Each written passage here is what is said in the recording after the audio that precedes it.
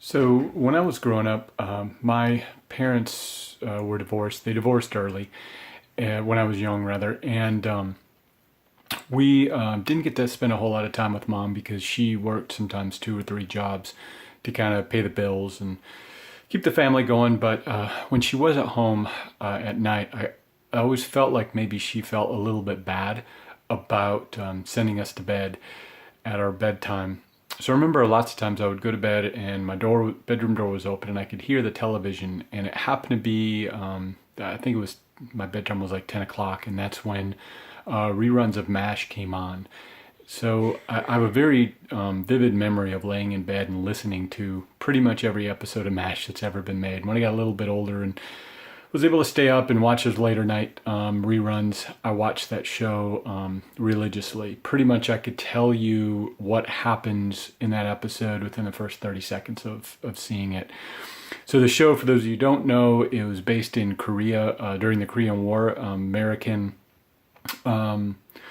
soldier doctors who were in a mobile army surgical hospital, which is what MASH stands for.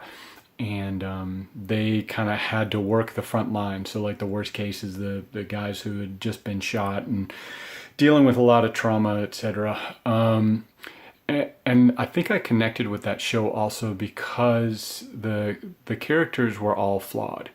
And there was no such thing as a perfect bad guy or a perfect good guy. It was just a bunch of people trying to get along, and some people maybe didn't do it as well as others. Some people were a bit more petty or whatever, but there was always a human side to every single person. It was never one-sided. So I really loved that show, and I remember one particular scene specifically that always gets me. It's when the kind of the guy who ran the camp, Colonel Henry Blake. He was kind of the goofy dad archetype type guy who kind of always got run over by everybody else. But at any rate, everybody loved him. He was just like a good guy. Well, he left the show, and they showed him kind of returning back to the, didn't show him, but they talked about him returning back to the States. But they didn't just let him come back. One of his sort of proteges, the young clerk, who was very impressionable, from Iowa, kind of the typical quiet Iowa farm boy. But he walked into the operating room and had to announce that this father figure to him actually died in a helicopter crash as he was leaving Korea. So a lot of sort of irony, sad irony, that he's finally getting out of this place, and he dies. But at any rate, so that's if it's not one of my favorite shows, it's definitely one that sticks with me.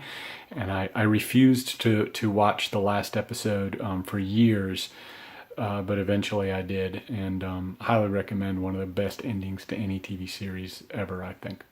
So as far as movies, I probably would have picked The Goonies as well. Definitely an influential movie for me, but I'll say Stand By Me, which is kind of similar in that it's sort of this kid buddy movie. These four kids sort of go on this adventure to go see a dead body, because I guess that's what you did back then, before we had cable and wide access to the internet.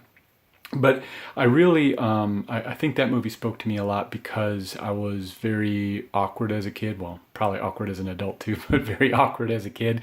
And I didn't have a lot of friends, but I did have a few very close friends. So to us, there were a lot of bullies around. There were a lot of opportunities for us to get picked on and beat up and whatever. But when we were together out to having our own adventures, there was nothing else in the world. It was just us adventuring, and that's what this movie was. It was like these four kids who were almost becoming grown-ups because they went out on this trip.